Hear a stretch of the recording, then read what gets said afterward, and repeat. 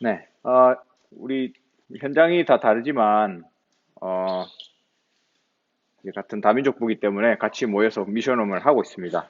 네, 음, 좀 최대한 제가 좀 기도하면서 좀 더 구체적으로 여러분과 이야기 나눌 수 있는 미션홈 채널을 만들게요. 어, 우선은, 지금 현재 2020년도 하나님 주신 우리 다민족부의 어떤 방향, 지금 현재 흐름은, 음, 각 지교회마다 여기에다가 우리 다민족 시스템을 까는 거예요.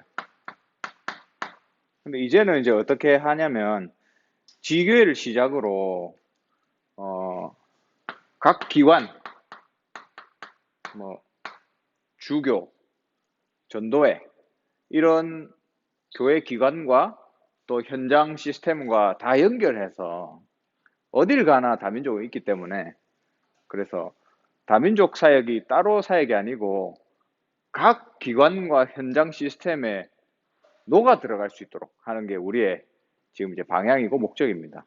그래서 우리 저 권사님이 이제 같이 훈련을 받고 계신 거고요.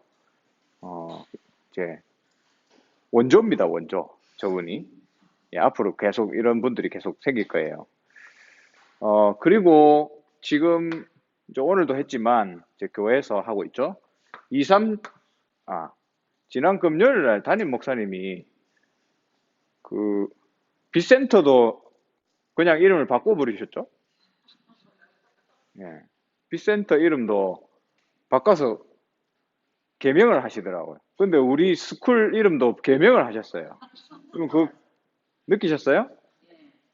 뭐라고 하셨습니까? 예. 237 서미스쿨 이렇게. 담임 목사님이 이 이름으로 하셨으면 좋겠는 것 같아요. 그래서 이 이름을 바꿉시다, 우리.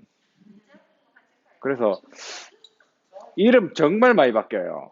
진짜 많이 바꿨으면 처음에 우리 TCK 서미스쿨, TSS로 하다가 미래 선교사 서미스쿨, TCK란 단어가 좀 거북하다 이래서 미래 선교사 서미스쿨로 바뀌었는데 다시 237 서미스쿨로 지금 됐습니다.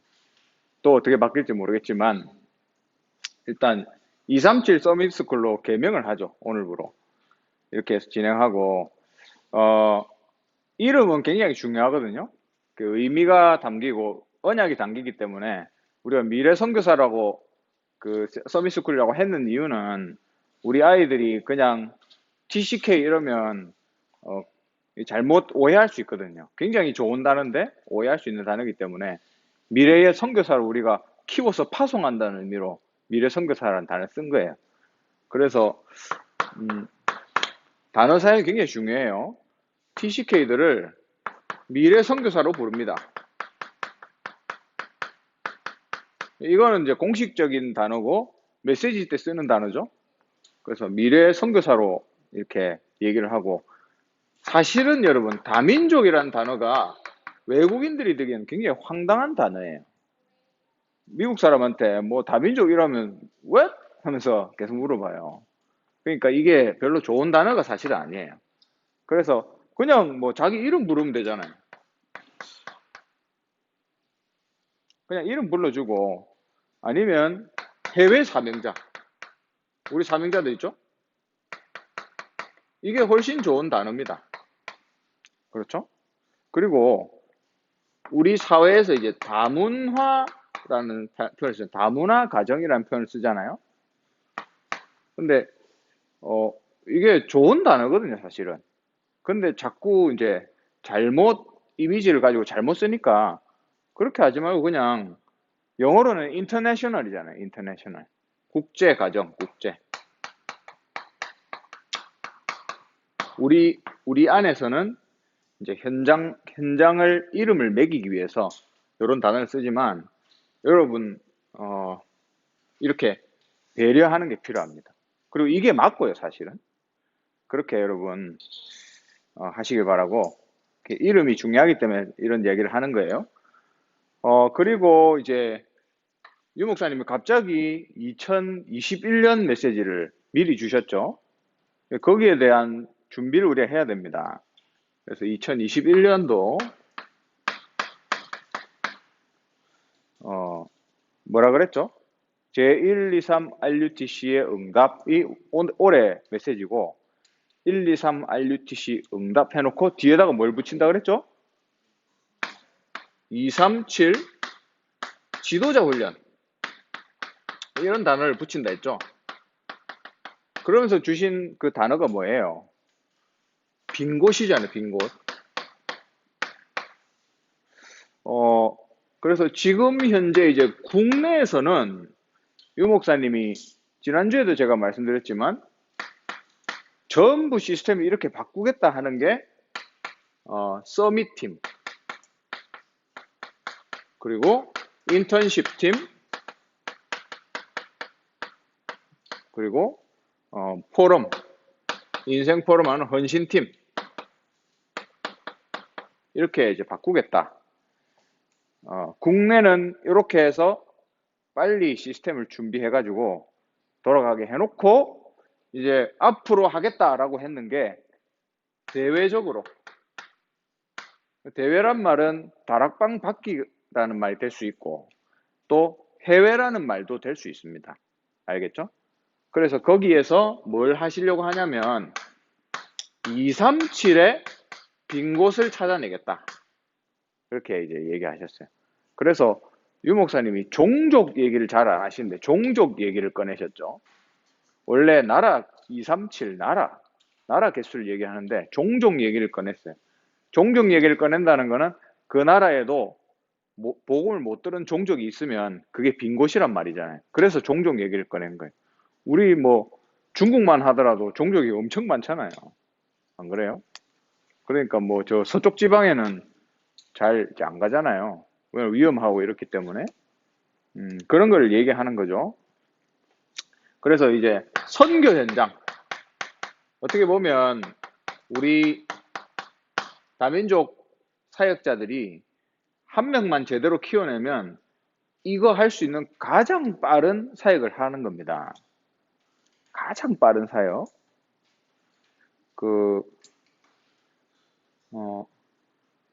지금 빈 곳이 대부분 어디냐면 요 아시아부터 아프리카까지예요. 이렇게. 그 말은 복음, 그러니까 기독교 인구가 가장 적고 모든 종교들이 다 밀집한 게 여기 이제 아시아부터 쭉 해서 제가 이름 기억 안 나는데 그걸 얘기하잖아요. 근데 여기가 사실은 엄청난 밭이고 선교 밭이고 여기에서 한국으로 많이 들어와 계시잖아요. 맞거든요. 그래서 다민족 사역은 이거 할 수 있는 가장 좋은 또 가장 빠르고 쉬운 전략이다. 그렇다면 지금 우리 다민족 사역에 굉장한 시간표가 오는 겁니다. 그럼 우리가 2021년을 두고 준비해야 되겠죠?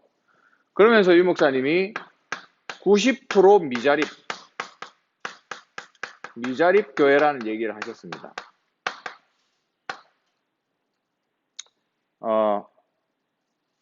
이걸 두 개를 종합해 보면 어떤 결론이 나오냐면 우리는 이제 다민족 사역이니까 선교지에 있는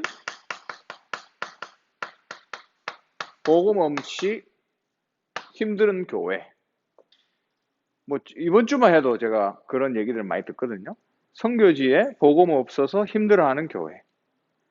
그리고 신학이 안 된 우리 목사님들. 그러니까 제가 이제 해외 연장에서 그 목사라고 하는 분들 만나보면 대부분 그 이제 영어로는 ordained pastor 하죠. 그러니까 안수받지 않은 그런 목사님들이 대부분입니다. 뭐 나라마다 다르지만 아무래도 그래요. 제가 괌에 갔을 때도 거기 추키즈라는 그 섬나라 사람들이 있는데 그 사람들은 목사를 어떻게 세우냐면 성격 좋은 사람을 목사로 세웁니다. 니 좀 착하네 이런 목사로 세워요. 착하니까 다른 사람하고 피해 안 주고 그냥 성경 많이 읽어서 뭐 메시지 해라 이런 식인데 그게 대부분이란 말입니다. 제가 프랑스에 있을 때도 목사님 한 분이 제 친구거든요. 나이는 저보다 훨씬 많죠. 근데 그분이 이제 어, 파리의 파리 임마누엘 교회 목사님으로 돼 있어요, 지금. 근데 그분도 뭐 한 3개월 만에 그냥 목사님 안수받고 뭐 선진국에서도 그런 식으로 하더라고요. 그러니까 선교지에 약한 교회 또 신학 안 된 목사님들 굉장히 많거든요. 이 사람들이 결국 지도자잖아요. 이걸 두 개를 보면 종합해 봤을 때 해외에 있는 요런 현장을 우리가 돕는 사역, 이 사역을 우리가 많이 해왔죠. 근데 지금 이제 본격적으로 메시지 흐름이 떨어지기 때문에 거기에 대한 응답들도 많이 떨어질 것이다. 저는 그렇게 생각하고 있고 거기에 대한 준비를 해야 되겠죠. 이제 코로나 바이러스 백신이 딱 나오면 아마 조금 이 사역에 대한 시간표가 빨리 진행되지 않겠나. 저는 이제 그렇게 보고 있습니다. 그래서 준비를 해야죠. 그러면서 세 번째 뭐예요? 세 번째 뭐 나왔습니까? 청소년 나왔잖아요. 이게 우리가 지금 해야 될 일이에요. 이게 우리 한마디로 이제 TCK들이 아닙니까? 우리한테는 TCK 현장이잖아요. 그래서 제가 오랫동안 기도해 왔습니다. 오랫동안 필요한가?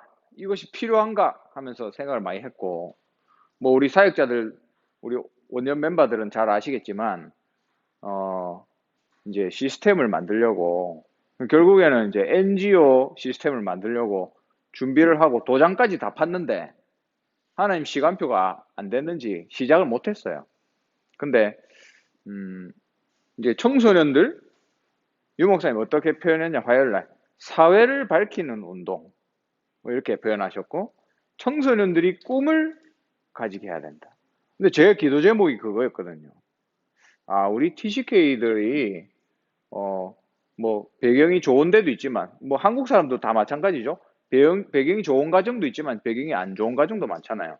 그러면 얘들이 이런 잠재력과 또 비전을 가지고 있는데, 걔들이 이거 한번 펼쳐보지 못하고, 또 하나님께 이 좋은 기능을 쓰임받지 못하고, 자라게 한다. 준비 안 되고 자라게 한다. 그건 우리의 어떤 책임이고 어른들 탓이잖아요. 그래서 이걸 할 수 있는 꿈을 찾아주고 그럼 꿈을 찾아주는 그 과정에서 많은 필요한 것들이 있겠죠. 뭐 학업이 필요하다든지 뭐 인턴십이 필요하다든지 많잖아요. 헌신도 필요하잖아요. 그죠? 그럼 거기에서 나오는 모든 사역들을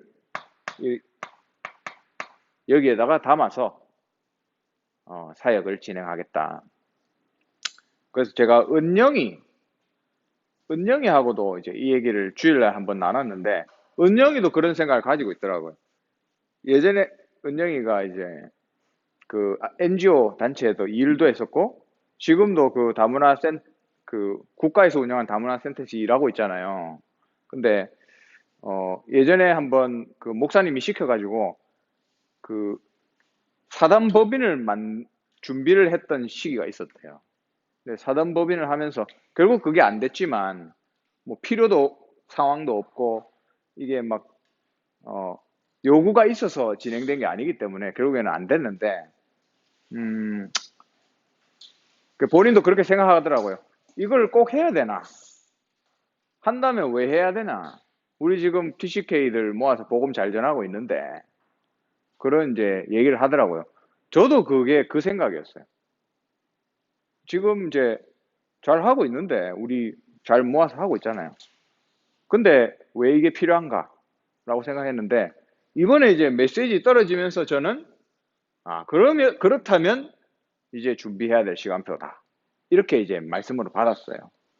왜냐하면 우리 아이들은 계속 서밋스쿨을 통해서 계속 키워내야 되고 서밋으로 만드는 이 작업을 해야 되고 우리의 손이 닿지 않는 많은 TCK들을 만나서 이 아이들을 살릴 수 있는 시스템으로 이제 한 단계 업그레이드가 돼야 되는 시간표다. 그런 할 수 있는 사역자들도 하나님이 점점 모이게 하셨고, 또 자발적으로, 자생적으로 이제 생겨난 대학생들, 그 다문화 가정 봉사, 이런 것들이 이제 진행됐었거든요. 그러니까 이런 하나님이 그런 준비를 하게 하신 것 같아요. 우리가 하려고 한 건 아닌데 자연스럽게 자발적으로 되어졌어요. 우리가 하는 일은 뭐냐? 이걸 이렇게 모아서 시스템으로 만드는 일이에요. 그 한마디로 얘기하면 이제 숟가락만 얹는 거죠. 근데 이 사역이 지금 필요한 시간표입니다. 그래서 저도 뭐 한 5년 동안 질문했어요. 이거 꼭 해야 됩니까? 이걸 왜 해야 될까? 이유도 없이 하면 안 되잖아요. 근데 이제는 이 시간표가 온 것 같다.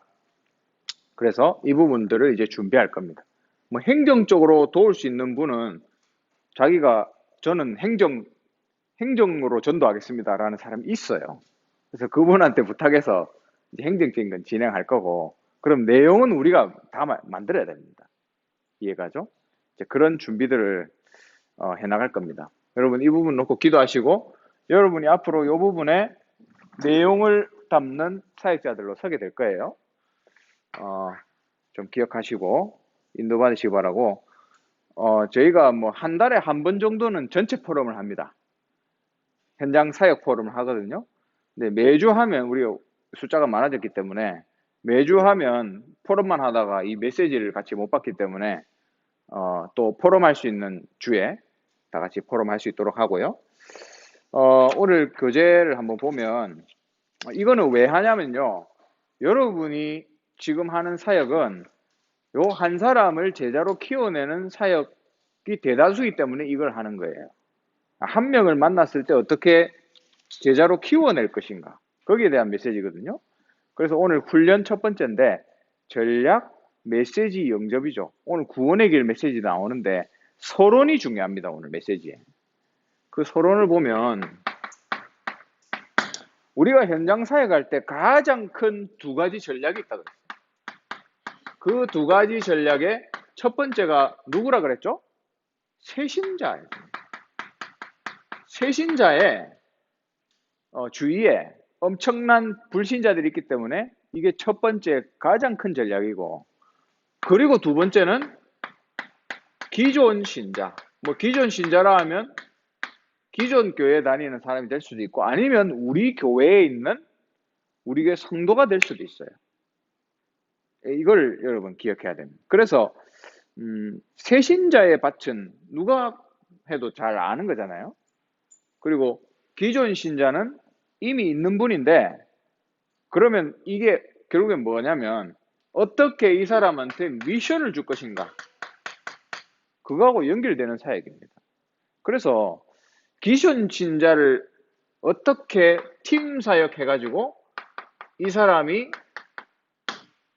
한 시스템으로 세워지게 할 것이냐, 이 사역은 굉장히 중요한 부분이에요. 그래서 현장 5가지 시스템으로 제가 얘기를 풀어보면, 새신자를 만나서 만약에 시스템을 세운다? 그러면 어떤 형태가 되는 거냐면, 어떤 한 지역이 있었을 때, 자 보세요. 어떤 한 지역이 있으면, 예를 들어서 여기가 뭐 성서지역이다. 그러면 성서지역에 지금 시스템이 필요하잖아요. 근데 이 현장에 세워진 시스템이 없어요. 예를 들면. 그러면 여기에 숨겨진 새신자들, 그러니까 우리 교회 교인이나 아는 사람이 아무도 없기 때문에 여기서는 뭐 해야 되냐? 새신자를 찾는 작업을 해야 돼요. 복음 들어서 다락방을 할 그런 사람들을 찾아내는 겁니다. 그래가지고 다락방 시스템들이 이렇게 쭉 깔아 나가는 거예요. 유 목사님의 기준은 몇 개였죠? 30개죠, 30개. 그래서 이 30개를 쭉 깐 다음에 30개를 하면 한 3명 정도의 제자가 나온다 그랬죠. 그러면 예를 들어서 이 사람이 요 3사람이 제자다. 그러면 요 3사람을 묶어서 성서 지역을 담당할 시스템으로 딱 만드는 거예요. 그거를 지역 다락방이라고 하기도 하고 시스템이 좀 더 갖춰지면 지교회라고 얘기하는 겁니다. 이해 가시죠? 그러려면 아무도 없는 데서는 30군데를 깔아야 돼요. 그러려면 이제 많이 만나야 되고 많이 뛰어야 되겠죠. 근데 여러분, 선교지는 대부분 이렇잖아요. 선교지는 전부 황무지 밭이잖아요. 그래서 선교사님들이 이 사역을 해야 되는 건데 굉장히 힘들죠. 그러나 진짜 성령 인도 받는 분들은 이렇게 하더라고요. 그래서 이런 이제 시스템들을 깔아 나가야 되는 거예요.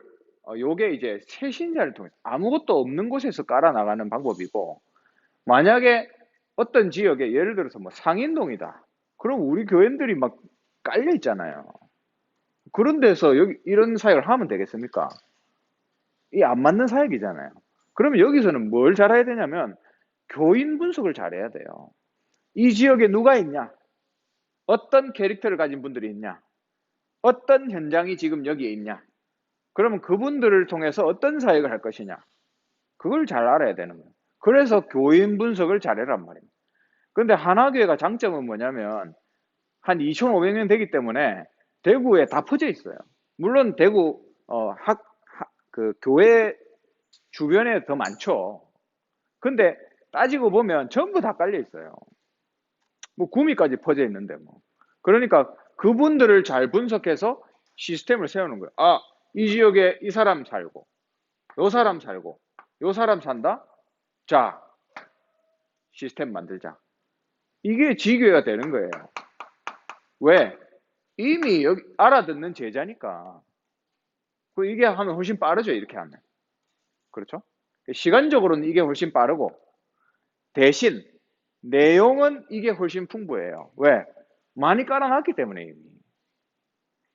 이거는 요래 깔아놓고 이제 지교회를 통해서 연결되는 캠프를 통해서 또 뭐 아는 사람을 통해서 다락방을 역으로 깔아나가는 거예요. 그래서 이걸 보고 뭐라고 하냐면 도전형이라고 합니다. 그리고 이걸 보고 뭐라 하냐? 기본형이라고 얘기해요. 기본형. 이해 가시죠? 이런 식으로 이게 전략이 달라야 돼요. 예를 들면 이제 저희가 계명대학교 현장에서 이제 계속 기도를 하고 있거든요. 그래서 이제 아는 친구들도 만나고 이렇게 하는데 거기에는 이제 우리가 아는 사람이 없었으니까 계속 이제 시스템을 깔아 나간 거예요. 그러다가 이제 누가 찾아졌냐면 교수님들이 찾아졌어요. 그리고 우리 교회 이제 나오시잖아요, 지금. 그래서 그분이 이제 그 KAC 학과 교수님인데 그분이 앞으로 물어보니까 한 10년 정도 여기에 더 있는다 하더라고요. 10년이면 시스템을 만들기에는 충분한 시간이라고 생각이 들죠. 10년이면 강산도 변하는데, 그렇죠? 그래서 그분이 있고 또 우리 이제 강사로 있는 분들도 계시고, 이제 이런 걸 보니까 충분히 이제 시스템을 만들어야 될 시간표가 오는 거예요. 그러면 그분이 할 수 있는 시스템을 우리가 찾아야 되니까 매주 만나서 이제 포럼을 하는 거예요. 우리. 당신이 가지고 있는 현장이 어떤 거고 또 거기에 관련된 학과 학생들이 있어. 그럼 그 학생들 불러서 학생들이 봤을 때 현장 지금 지교회 아니 계명대학교 현장이 어떻다, 어떤 부분이 바치다라는 거를 보는 눈이 다르더라고요. 교수님 관점에서 보는 거하고 학생들이 보면 또 달라요. 그러니까 둘이서 이제 포럼을 하니까 필요한 것들이 막 보이는 거예요. 그럼 이제 시스템을 만드는 거죠. 우리가 밖에서 계속 할 수 있는데 결국에는 안에 있는 사람을 찾아서 그 사람을 통해서 시스템 만들어서 지속적으로 학생들과 또 외국인들 만날 수 있는 시스템을 세워야 되는 거예요. 그래서 이게 같이 돌아가야 되는 거죠. 우리 센터와 또 안에 있는 시스템과. 그래서 그런 이제 분들을 찾아서 시스템들을 만들어서 앞으로 그 플랫폼이 생기면 지속해서 외국인들 만나면 다락방 계속 여는 겁니다. 지금까지는 어떻게 했냐? 아는 사람 찾아서 계속 그냥 인간관계 가지고 만나서 그것도 없으면 그냥 현장에서 가가지고 발품 팔면서 만난 거예요. 이 현장이죠. 근데 지금은 이제 이렇게 된 겁니다. 그러면 이렇게 시스템을 만들어야 되죠. 이해가 가시죠? 그래서 이게 이렇게 달라요. 어, 그래서 새 신자와 기존 신자를 통한 전도 전략. 그 결론은 뭐냐면 지교회를 만드는 거예요. 지속될 수 있는 지교회. 제가 경북대학교에 지지난주에 그 교수님 이제 만났는데 그분이 원래 대전에 계시다가 우리 이제 경북대학교로 오셨어요. 근데 이분은 어떤 분이냐면 나라에서 20억을 줘가지고 당신이 할 수 있는 모든 연구를 다 해라. 그렇게 해서 100명한테 그런 예산들 20억씩 다 줬는데 그 중에 한 명으로 선발된 분이에요. 근데 이분이 하는 분야가 뭐냐? AI를 하거든요. AI. 그럼 AI면 지금 현재 최고 지금 잘 나가는 분야잖아요. 그러니까 이분한테 어떻게 하냐면 우리 대구에 있는 과학고등학교. 과학고등학교면 우리 중학생들 중에서 공부 제일 잘하는 애들 가는 거잖아요. 과학고 다음에 외고 가고 하잖아요. 근데 과학고에서 8월 달까지 그 5천만 원 주고 이 교수님은 5천만 원 주고 애들 그 AI 교육 좀 시켜달라고 2명을 보내는 거예요. 그러면 얼마나 양질의 교육입니까? 그 이분이 우리 랩너트들이 인턴십 해주고 싶다. 그런 얘기 하더라고요. 밥 사주면서. 아니, 5천만 원 주고 그 고등학교에서 교육 좀 해달라 보내는데 우리 랩런트들은 그냥 역으로 밥 사 먹으면서 밥 얻어 먹으면서 교육을 받을 수 있다니까. 그래서 그분이 이제 지금 이제 이런 메시지 떨어지니까 딱 눈을 떠가지고 본인이 25년 앞으로 25년 있을 수 있대요. 그럼 끝난 거 아닙니까? 완전히 뿌리를 박는 시스템을 세울 수 있는 분이죠. 그렇게 이제 준비를 하고 계시더라고. 그러면서 이제 제가 다민족 사역이니까 다민족 얘기를 하니까 안 그래도 자기 랩에 외국인들 안 뽑았대요. 안 뽑은 이유는 그 뽑으면 커뮤니케이션 하는데 굉장히 지장 있고 그 문화가 다르니까 힘들대요. 우리나라 그 문화가 있잖아요. 아래 위 문화가 있잖아요. 거기에 적응하는 외국인들이 많이 없대요. 제가 만난 외국인들도 저한테 이런 얘기 하더라고. 한국의 자살률이 OECD 중에서 1등인데 왜 1등인지 알겠다 하면서 저한테 얘기하더라고. 그 정도로 이제 랩이 힘든 거예요. 외국인들이 적응하기 힘든데 뽑아놓으면 계속 힘들어 하니까. 근데 이분이 저 동유럽의 한 명을 뽑아서 데려왔대요. 근데 딱 만나보니까 초 엘리트예요. 얘는 그 나라에 가면 완전히 0.01%인 거예요. 그 정도 되겠죠, 당연히. 그러니까 얘를 이게 엄청난 밭이다라는 거 이분이 이미 눈을 뜨고 있는 거예요. 그러면서 외국인 수업을 하는데 외국인 영어로 수업하는데 프랑스 애들이 많이 온다네요. 지금 코로나 때문에 못 왔는데 영어 수업을 하면 그 학과에 있는 프랑스 애들이 그 수업을 들으러 온대요. 근데 교수님들은 그 수업을 하기가 부담스러워서 안 한대요. 영어로 해야 되니까.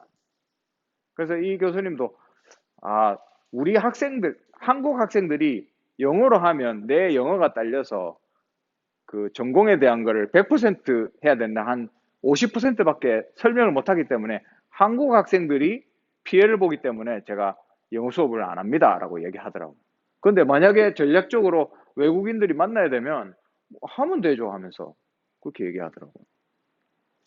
그러니까 이분 한 분 때문에 되어지는 사역이 얼마나 많습니까? 그렇잖아요? 이분은 나중에 총장 나갈 준비하고 있대요. 총장. 경북대학교 총장. 그러니까 이제 그런 한 명이 대학 현장에 세워지니까 그런 사역들이 진행되는 거예요. 그래서 이 현장에 필요한 사람을 찾아서 그 사람을 세워서 시스템으로 만드는 거. 그러면 그게 지교회입니다, 여러분. 이 사역을 해야 되는 거예요. 그러나 지금 현재 우리 교회 지금 어떻게 돼 있어요? 지역마다 지교회 다 세웠잖아요. 그러면 그 다 세운 지교회 어디 갔습니까? 이거죠, 이거. 이미 만들어져 있으니까 거기에다가 다민족 시스템을 그냥 얹으면 되는 거예요. 얼마나 쉽습니까? 이미 다 깔아놓은 거. 우리가 현장만 찾아서 같이 연결해서 앞으로 사역할 수 있도록만 하면 돼요. 그래서 2020년도에 이런 사역들을 계속 진행해 나갈 거고, 이거는 이제 목요 캠프와 또 이런 사역을 통해서 하고, 앞으로 이제 우리 TCK 그 센터들은 그 태영아부터 청년부까지 다 연결해서 할 겁니다. 무조건 다 연결해서. 뭐 포더 서밋에 중학교 고등학생이 있다? 그러면 중고에 있는 사역자들을 불러와서 같이 연결시켜서 사역할 거예요. 물론 우리가 관리하지만 결국엔 이 아이들이 거기에 녹아 들어가서 사역 이제 생활하고 신앙생활을 해야 되기 때문에 이제 그렇게 앞으로 인도를 받을 겁니다.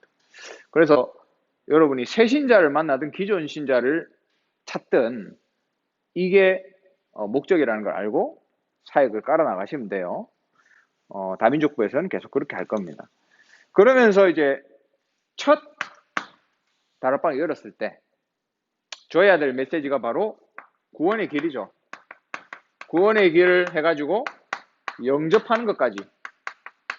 이거는 여러분 제가 안 해도 되겠죠.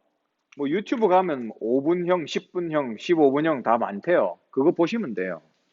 여러분 나름대로 메시지를 정리해라 이 말입니다. 뭐 이렇게 하면 더 영접을 잘해요. 그런 거 없어요. 뭐 5분 만에 꼭 설명해야 돼요. 그냥 조금 짧게 하려고 노력하면 됩니다. 꼭 그게 아니라니까요. 자, 그렇게 이렇게 하시고 그 다음에 이제 사역하시면서 알려줘야 될 내용들이 있잖아요. 어떤 내용을 알려줘야 되는가? 첫 번째로는 예배 드릴 수 있도록 도와줘야 돼요. 그 말은 이제 교회를 하는 거죠. 그 결국에는 이제 제자가 한 명 나오려면 이 사람이 교회의 제자가 되게 해야 돼요. 교회화가 돼야 돼요. 결국에는 그 부분을 놓고 여러분 전달해 주시고 그러면서 이제 다락방이죠. 성경 공부 반드시 다락방과 연결돼 있어야 됩니다. 교회만 오는 사람들이 교회화 됐다고 다락방 안 하면 안 돼요. 개인화가 안 되는데 뭐 이해가시죠? 여러분 지난 화요 집회 때도 그렇게 얘기했잖아요. 결국에는 개인화 시켜야 되는 겁니다. 그래서 막 모아놓고 하다가도 여러분이 괜찮은 사람이 있으면 꼭 따로 만나서 개인화를 해줘야 돼요. 그게 안 되면 그냥 메시지만 계속 하다 끝나는 겁니다. 이해가 가시죠? 지금 이 교재는 그렇게 개인화하는 쓰는 교재니까 이걸 그대로 쓰시면 돼요. 자, 그러면서 기도 어떻게 하는지 가르쳐 줘야 돼요. 다락방 처음 하는 사람들 기도문 써주셔도 좋습니다. 나중에는 지가 알아서 하겠지만 기도문을 써주세요. 아예. 그리고 이제 전도의 사명을 심는 거죠. 제가 오늘 그 필리핀 다락방 하면서 그 필리핀에 있는 리자 동생이 늦게 이제 조인을 했어요. 중간에 하다가 이제 중간에 조인했는데 조인해가지고 제가 뭐 간단하게 오늘 했던 메시지도 설명해주고 했거든요. 이제 그러고 나서 포럼을 하는데 이 친구가 어젯밤에 내 인생에 대해서 생각해 보면서 내가 이 인생을 어떻게 살아야 될지 그런 생각을 해봤다 하면서 갑자기 막 감정이 올라와가지고 막 울더라고요.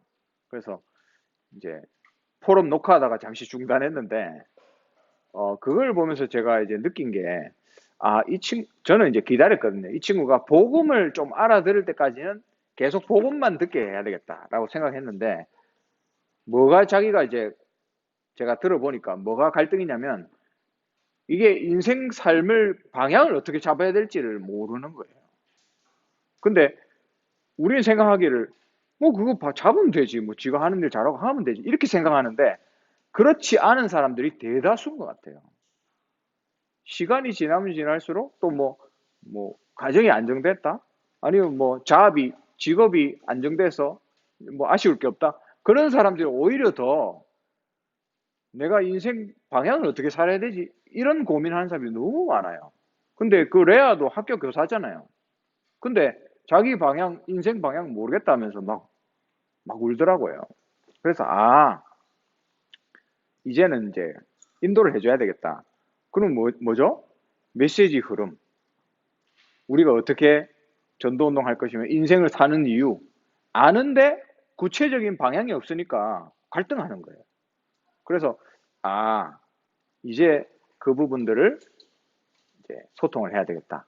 그래서 메시지 흐름 탈 수 있도록 이제 도와주기로 했거든요. 그래서 리자도 그렇게 포럼하더라고요. 이때까지 디렉션을 제대로 못 줘서 내가 잘못한 것 같다. 그래 얘기하더라고요. 그러니까 여러분 그런 이제 메시지 알아듣고 이런 사람들은 이제 자기 인생의 방향, 내가 어떤 미션을 받고 가야 될지 결국 이거잖아요. 이거를 원합니다. 여러분 누굴 키워도 그래요. 그래서 유 목사님이 그 얘기 하셨잖아요. 미션을 안 준 거는 메시지를 안 준 거하고 똑같다. 그 말이에요. 그러니까 은혜는 받는데 그럼 어떻게 해야 되는지 방향을 모르니까 갈등하는 거죠. 이해가시죠? 그래서 그런 이제 내용들을 여러분 전달해 줘야 되는 겁니다. 그래서 오늘 이 부분은 내가 어떻게 이 사람들을 만나서 이 두 가지 전략으로 결국 주님 재림 모실 때까지 전도운동하는 시스템을 깔 것인가. 그리고 한 명이 나왔을 때 어떻게 키워서 이렇게 시스템을 만들 것인가에 대한 내용이었습니다. 그리고 여러분 오늘 기억하세요. 지금 우리의 방향과 또 앞으로 다 내년에 어떻게 인도받을지. 그러니까 뭐 이번에 포럼한 빅센터라든지 이런 데서는 결국엔 우리 센터를 통해서 이 사역 해야 되잖아요. 그럼 우리가 준비해야죠. 준비할 거는 뭐냐? 이런 테두리는 어차피 행정적으로 만들어 줄 거니까 여러분들이 애들을 잘 만나서 앞으로 어떻게 이게 생겼을 때 어떻게 해나갈 것인가.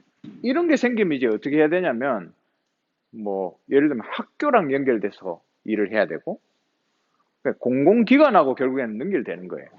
그럼 우리가 어떻게 객관성을 갖출 것인가라는 것을 고민해야 되겠죠. 객관적이지 않고 너무 종교적으로 해버리면 이 사람들을 통해서 온 애들은 그러면 이제 힘들어지는 거예요. 근데 좋은 거는 그 기간에만 그렇게 하고, 그러니까 이 사람들하고 연결돼서 하는 그 기간 있죠. 그 기간에는 이제 색깔을 완전히 빼서 하고, 그 이후에 이제 끝나고 나면 이 센터를 알게 됐으니까 또 오잖아요. 그럼 그때는 우리 색깔을 내면 되는 겁니다. 이렇게 해서 앞으로 사역을 진행해 나갈 겁니다. 여러분 기도하시고, 메시지는 은혜 받으라고 주신 게 아닙니다. 미션으로 주신 거예요. 깨닫고 인도 받으시기 바랍니다. 기도하겠습니다. 하나님 은혜 감사합니다. 우리에게 또 2021년도에 현장의 방향과 또 우리가 해야 될 일을 미리 인도받게 하심을 감사합니다. 하나님, 우리의 작은 사역이지만 이 작은 한 사역이 한 종족을 살리고 한 나라를 살리는 사역이 될 줄 믿습니다. 우리를 인도하시고 우리의 부족한 손을 통해서 양육되어져 올라오는 제자들과 또 우리 귀한 TCK들이 미래에 정말 한 나라를 살릴 수 있는 전도자들로 세워질 수 있도록 우리를 축복해 주시옵소서. 감사를 드리며 주 예수 그리스도의 이름으로 기도드립니다. 아멘. 감사합니다.